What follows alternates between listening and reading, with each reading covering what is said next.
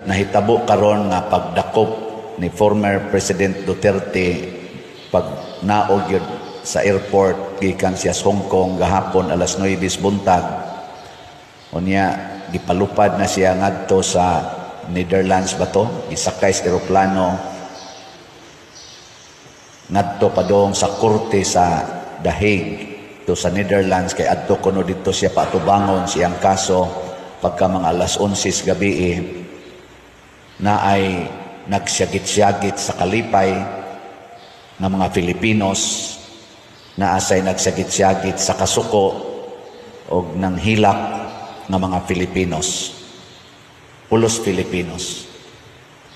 Former President nga sa iyang build, Luzon, Visayas, Mindanao, daghan kay mga infrastructures, labi na gyud mga road concreting and widening, mga bridges na nahimo niya.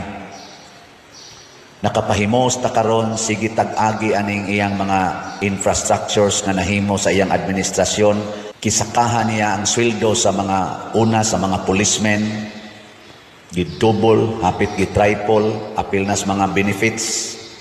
Ang mga government employees, gitaasan ang mga sweldo, mga benepisyo, mga senior citizens, eskwelahan, gipangtukod, mga bilangguan, daghan kaayo mga bag-ong mga bilangguan, Luzon, Visayas, Mindanao, kay bawaan na ang mga BGMP.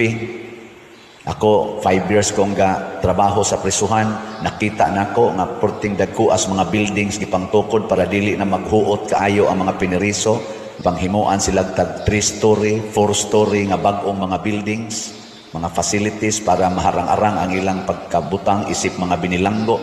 Karon nga natagaan siya og accusation dito sa ICC, gidakop siya without actual physical warrant of arrest o gitransport siya ngadto sa Netherlands kuno aron adto moatubang siyang kaso nga wa gani bisan usa ka korte sa Pilipinas nga mi-order ni ana nga i-transport siya.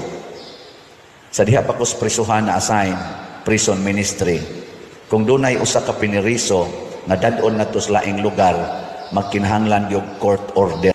Usa ka VIP nato sa Pilipinas, former President Duterte, Rua Duterte, gida ngadto sa laing korte, foreign court, without single court in the Philippines making such order. O sa imong gibati, isip Pilipino, sa imong gibati, functional pa ba ang atong justice system in the Philippines? Girespeto pa ba ang atong Philippine Constitution? Ato pa bang girespeto karon ni ining maong hitabo? Doon na ba'y presidentes Pilipinas nga nagbuhat ani ngadto sa mga VIPs nga dunay dagkong kaso sama kanhi sa kaso ni former President Irap Estrada, former President Gloria Macapagal Arroyo? Giingon ba ani sila pagtratar sa ilang mga kaso nga giatubang sa una? As Filipinos, kining nang hitabo karon sa atong nasod, nalipay kang Ginoo ani? Kining mga Filipinos, atong mga kapwa Filipinos nga nagsigirog sayaw-sayaw, gasigig yes tungod kay nadakop na gyud, na priso na gyud si President Duterte. Nalipay kang Ginoo, kuyog ninyo. Kinisan na naghila karon og nangasuko, naluoy sa kang Ginoo ninyo. Ana ba? Duha ka hitabo sa atong nasod nga makapa-attract nato. Impeachment sa atong Vice President dito sa Congress. Gibuhat nila within 9 hours. Di ba? Guinness Book of Record. Doon na ba'y Congress sa tibuok kalibutan ng mga nasod, nag-i-impeach nila ang impeachable officer in 9 hours? Na? Nya? Karong bag-o, gahapon, gidakop na way warrant of arrest ilabay ngadto sa korte sa gawas as if taga didto siya nga kinahanglan yung adto hiringon o ganang maong desisyon na finalize from gidakop man si President Duterte og 9 o'clock in the morning pagka 11 in the evening lupad ng eroplano padong adto sa gawas. In 14 hours na final ang maong desisyon. Kinsa kay ga-endorse nga ipada dito si President Duterte sa Hague?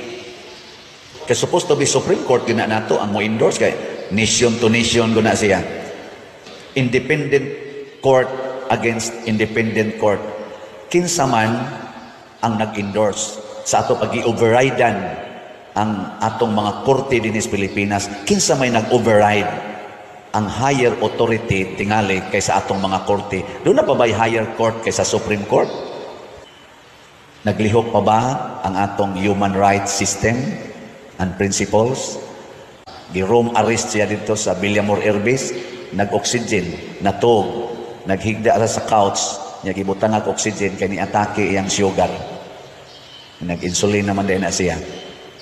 Wagin siya ipadag ospital. Di siya gusto mo sakay sa eroplano kay ang nindot ang hangyo sa mga pamilya dadon usa siya sa ospital. Wa gyud gialsa gid siya kay ibutang gyud sa eroplano. Naglihok pa bang atong human right? Naglihok pa bang atong due process? Kanay mga pangutana ni nato ba nga usahay kita mga Filipinos kung nahitabo ni sa usa ka former president unsa na kaning nagwali, unsa na kanang imong tupad? Doon na pa kayo mo respeto sa ilang human right nga gani ang VIP sa atong nasod ng mga tao makakita manghilak pag adto ni President Duterte sa Hong Kong, gikan to siya sa Hong Kong rally, pag adto gani pagbarog niya dito nang hilak ang mga OFW nga mitambong sa maong rally tungod sa gugma nila aning maong tao. Pero bisan gani pagpa-ospital lang, bisan gani 24 hours lang ihatag, doon na pa ba'y mandate of force ang giingon, we are here to serve and protect the Filipino people? Mao man ay basic commitment sa atong kapulisan o sa atong AFP, to serve and to protect the Filipino people by protecting our Philippine Constitution sa ligang batas. We need change of heart.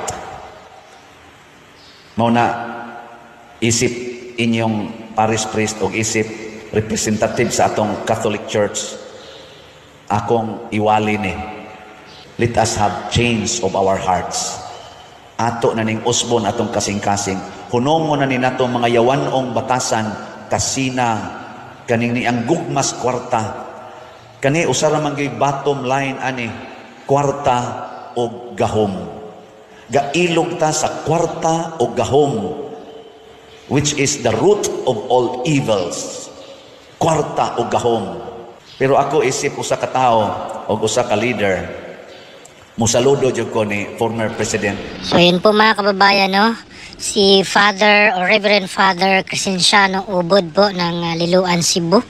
So yun po yung kanyang ebanghelyo mga kababayan doon sa kanilang simbahan sa Cebu na sinabi nga po niya itong pagkahuli or pagdakip nila kay former President Rodrigo Duterte at dinala agad doon sa the Netherlands na hindi man lang binigyan ng due process, hindi man lang hinintay yung korte, no, yung order ng korte dito sa Pilipinas, bagkus minadali nila itong isakay sa aeroplano at hindi man lang dinala sa ospital.